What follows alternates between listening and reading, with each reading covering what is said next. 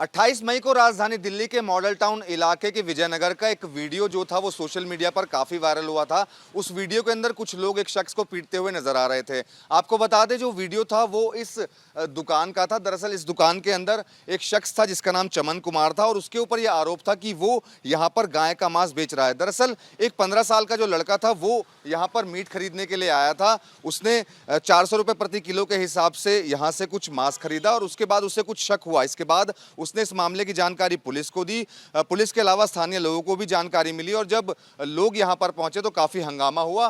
कुछ लोगों ने मिलकर चमन कुमार की जो थी वो पिटाई भी की। इसके बाद पुलिस ने चमन कुमार को अस्पताल में भर्ती करवाया और वहीं जो दुकान के अंदर मीट था उसमें से पुलिस ने 3 सैंपल लिए और उनको फॉरेंसिक जांच के लिए भेजा। और जब रिपोर्ट आई है तो उसमें एक चौंकाने वाला खुलासा ये हुआ है कि उसमें से जो एक सैंपल था वो गाय का ही मांस था। फिलहाल आप तस्वीरों में देख सकते हैं कि दुकान यहाँ पर अब बंद हो चुकी है। इस दुकान का नाम नॉर्थ ईस्ट ग्रोसरी शॉप था और दुकान के जो ऑनर हैं वो हमारे साथ मौजूद हैं। उनसे एक बार बात कर लेते हैं। क्या नाम है आपका? मेरा नाम रोहित बजाज है। जी उस दिन क्या हंगामा हुआ था आपको अगर पता चला हो तो? हमें नहीं पता, हम लोग अंदर थे।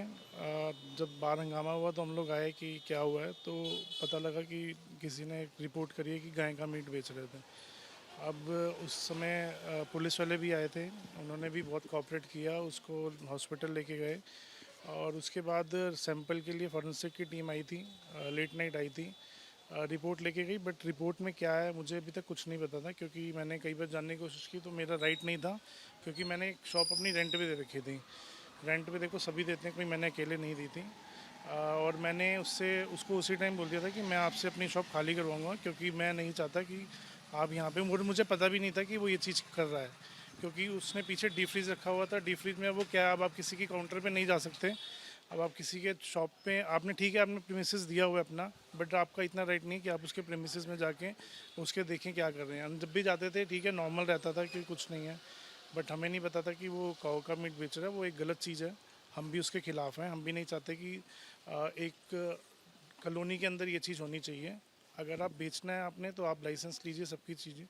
अगर हमें पता होता तो हम उसको रेंट पे नहीं देते हैं, और हमने उससे खाली करवा ली है दुकान। अब दुकान बिल्कुल खाली है, अब उसमें उसका कोई भी इस शॉप पे कोई राइट नहीं है। कब से दुकान आपने रेंट पर दी हुई थी? ये मैंने लॉकडाउन के बाद दी थी, और पहले उनके कज़न थे मेरे यहाँ पे, वो भी बहुत अच्छे थे, बट उनको कोई प्रॉब्लम हो गई थी, वो चले गए थे। बट वो भी ऐसा कुछ काम नहीं करते थे, पता नहीं इनके मन में क्या आया कि इन्होंने ये काम शुरू किया। मुझे नहीं पता था, अगर मुझे पता होता तो मैं शायद उनको रेंट पे नहीं देता ये, क्योंकि देखो हम भी नहीं चाहते कि वो गाय का मीट बेचें जिससे हमारी आस्था पे आँच आए। हम नहीं चाहते, हम इसके बिल्कुल ख़िलाफ़ हैं।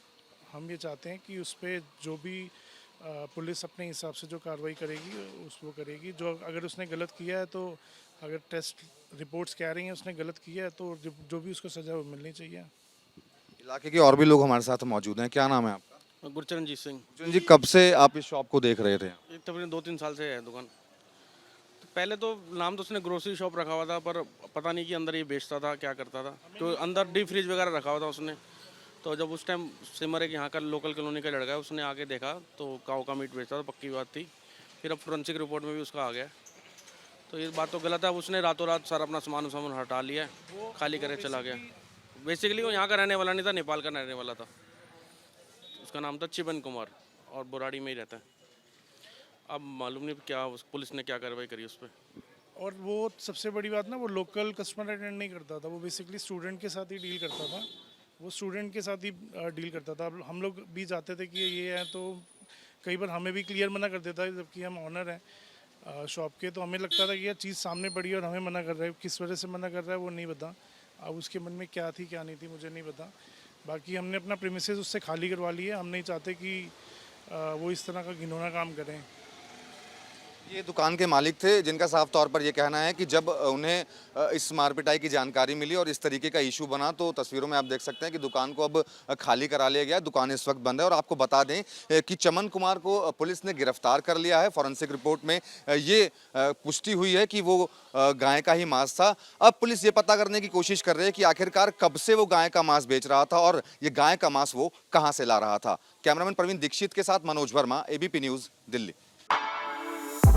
For exclusive and insightful videos, subscribe to our new channel ABP Live Premium. है।